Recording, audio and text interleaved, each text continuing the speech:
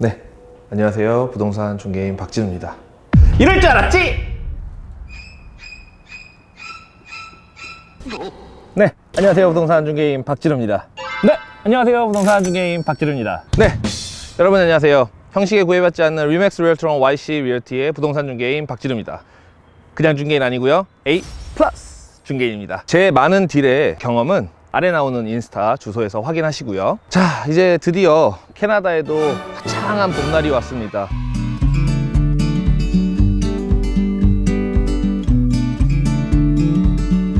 오늘 주제를 회의실에서 촬영을 할까 했는데요. 날씨가 너무 좋아서 엉덩이가 막 들썩 해서 이렇게 나와봤고요. 지금 막 새소리도 들리는데 우리 이런 새소리 들으면서 자연의 소리를 들으면서 오늘 주제를 한번 방송을 해보도록 그렇게 하겠습니다. 네, 부동산계의 무한도전을 지향하는 제가 오늘 가지고 올 주제는 뭐냐? 정현씨 그거 늘 거죠? 뜨르르 뜩뜩뜩뜩. 네, 집에 대한 토지를 불태우시는 우리 영끌족들에게 어떤 것들을 준비를 해야 되고 또 어떤 것들에 대해서 주의를 해야 될지 한 4가지 정도를 저희가 한번 생각을 해보도록 하고, 또 실제 집을 보시면서 어떤 것들을 보셔야 될지 한번 파헤쳐 보도록 하겠습니다. 자, 다들 그럼 고막 주의하시고요. 고고고! 후! 고고! 뜬드등등등 뜬드등등등. 5월 둘째 주 부동산 중개인이 부릅니다. 멀티를 피하고 싶었어.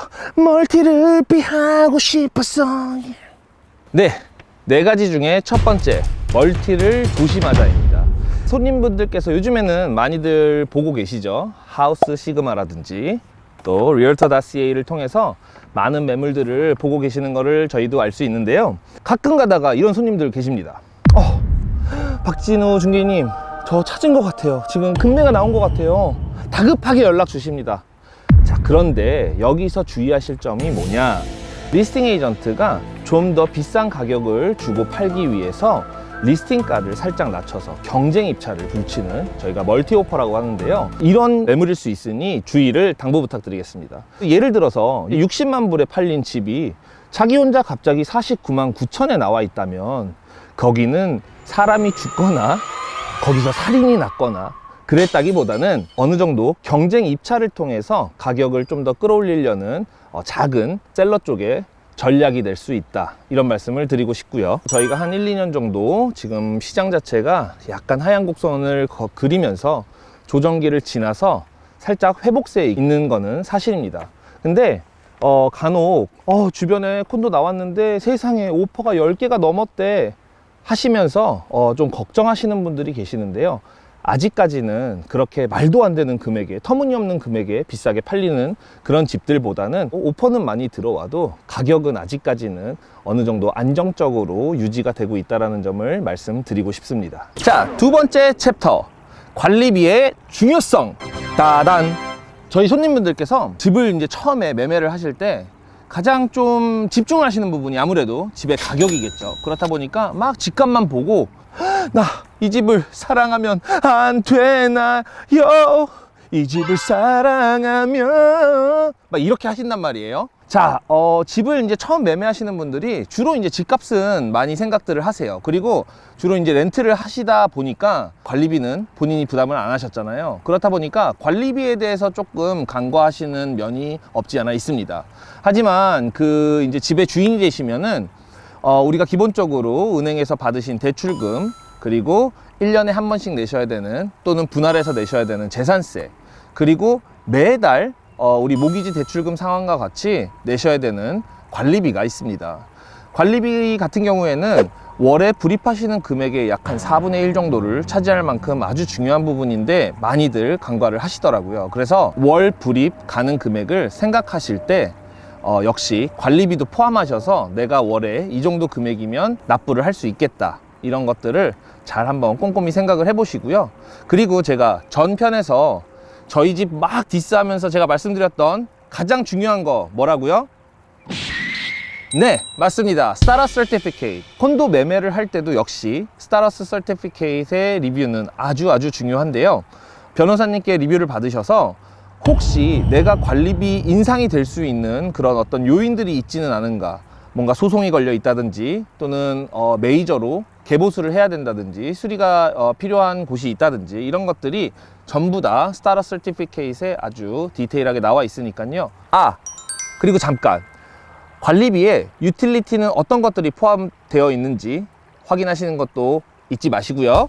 스튜디오, 원베드, 1+10을 중점적으로 생각해 두고 계시는 우리 영끌족들에게는 교통의 인프라가 가장 중요한 요건이 되지 않을까 싶습니다. 뭐 제가 이런 말씀 드리면 많이들 그렇게 생각하세요. 그러면 이 영라인 안으로 집을 사야 되는 거 아니냐, 코어로 사야 되는 거 아니냐, 그럼 거긴 너무 비싼데.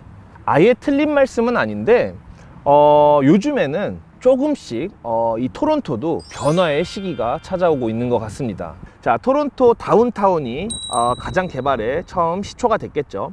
그래서 다운타운 그리고 노스욕을 기점으로 해서 개발이 퍼져나가기 시작했고, 미드타운 역시 토론토의 중심이다 보니까 역시 같이 개발을 이제 시작을 했죠. 그래서 기본적으로 아시는 그 교통의 인프라는 노스욕, 미드타운, 다운타운이라고 보실 수도 있겠지만, 요즘에는 미드타운 같은 경우에는 LRT가 이제 들어서면서 동쪽과 서쪽 끝이 아주 개발을 활발하게 하고 있고요. 토론토 다운타운 같은 경우에는 동쪽에 라이어슨 유니버시티를 기점으로 해서 또 여러 곳이 개발이 되고 있고, 밑에 남쪽에서 이제 서쪽으로 가보시게 되면 거기도 미미코 지역은 이미 많이 개발이 되어 있고, 또 이슬링턴 스테이션, 얼마 전에 키플링 스테이션 콘도라고 또 런칭을 한 키플링 스테이션까지 해서 미시사가로 왔다 갔다 할 수 있는 교통의 허브가 되는 중심으로 해서 또 그쪽도 많이 개발이 되고 있고요. 위로 한번 올라가 보실게요. 북쪽으로는 역시 쌍두마차죠. 마캄 다운타운, 번 다운타운 해서, VMC 쪽은 뭐 여러분들 많이 지금 알고 계시는 맨키셀 페스티벌을 중심으로 해서 지금 놀수욕 사이즈에 그렇게 개발이 되고 있는 지역이 있고, 마캄 다운타운도 역시 활발하게 지금 개발이 진행이 되고 있습니다. 전체적으로 토론토가 십자가 형태의 인프라가 있었다면 지금은 바둑판 형식으로 거의 대부분의 곳들이 연결이 되면서 아주 교통이 다양하게 이렇게 바뀌고 있는 것을 확인을 하실 수가 있겠습니다. 그래서 꼭 굳이 영선상 중심에 내가 살아야 되겠다라는 마음보다 그런 외곽 지역을 한번 보시는 것도 추천을 드리겠습니다. 인생은 민들레 홀씨같이 독고다이다. 하지만 부동산을 살 때는